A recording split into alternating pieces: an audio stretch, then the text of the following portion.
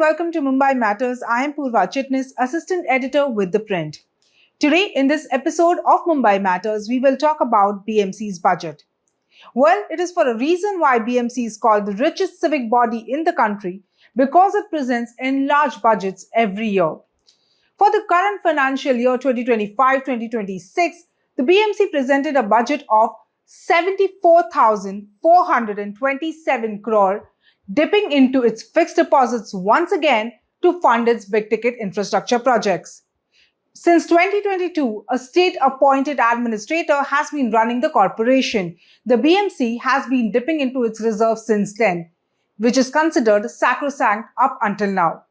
This is the third budget presented under an administrator. This time, Municipal Commissioner Bhushan Gagrani presented the budget. It exceeded the 2024-2025 budget estimates that was 65,180 crore by 14.19%. Some of the big-ticket projects that BMC is constructing includes the north leg of the coastal road, the Goregaon-Mulund Link Road, the elevated road from the Link Road in Dahisar West in the BMC limits to Mira Bhayandar West in the Mira Bhayandar Corporation limits, and the elevated road from Eastern Freeway Orange Gate to Grant Road. The focus of the budget has been on expanding on infrastructure and securing revenue from other streams. To fund the works, the BMC has proposed to dip into its fixed deposits of 39,500 crore, which Bhushan Gagrani said has now been tied up towards funding the infrastructure projects. He also said that as long as BMC isn't defaulting on its payments of salaries to contractors, etc., a small dip in FD should not be a concern. The share of capital expenditure has been increasing over the past few years. Since 2017-2018, there has been a consistent decrease in the share of revenue expenditure from a 75% to 42%, while the share of capital expenditure has increased from a 25% to 58% in the BMC's total expenditure. The budget also focuses on digital education, solid waste management, environment, among other things.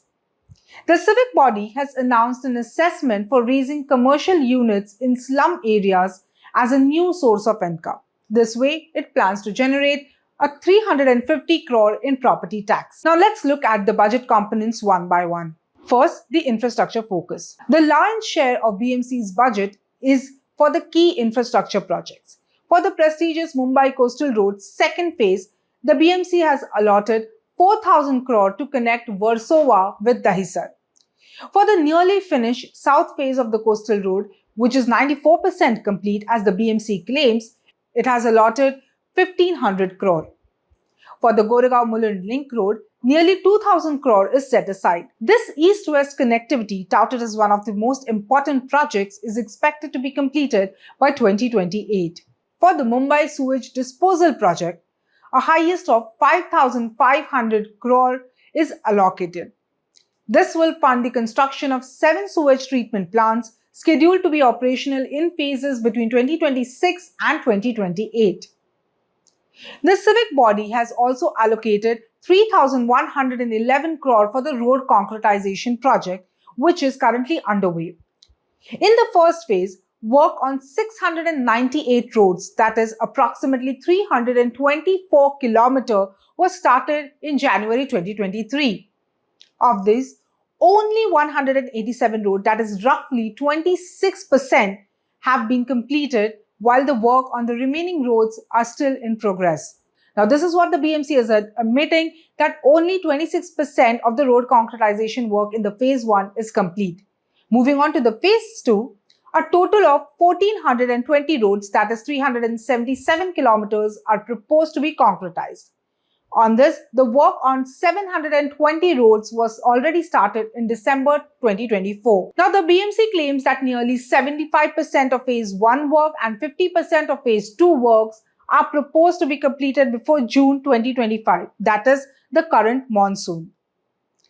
The BMC will also look at making footpaths walkable by introducing something called as Universal Footpath Policy. And for the Roads and Traffic Department, for these various works, 4,111 crore was proposed in 2024-2025, but now it has increased to 5,100 crore in this year's budget estimates. Moving on to the focus on education. The BMC has allocated 3,955 crore towards education, marking an increase of roughly 63 crore compared to last year's revised estimate of 3,321 crore. To improve nutrition for BMC students, the Education Department plans to launch something called as Purak Poshan Ahar scheme. Now, under this scheme, students from nursery to class 10 in BMC-run schools will be provided supplementary nutrition along with the existing midday meal program. Further, the BMC plans to establish science parks in 2 school buildings on a pilot basis to promote hands-on learning in scientific projects. The BMC is also planning to enhance digital literacy and is looking at introducing cyber literacy project. 4 new CBSE board schools have taken off in 24-25, and in total of 21 schools that the BMC runs, 18 schools remain affiliated with the CBSE board, 1 school with ICSE board, 1 with IGCSE board, and 1 with IB board. The process of setting up an astronomical laboratory on a pilot basis under the National Education Policy 2020 is also underway.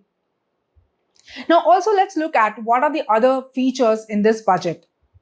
The BMC has proposed a construction of Mumbai Eye on the lines of London Eye under a public-private partnership model at a yet-to-be-determined location.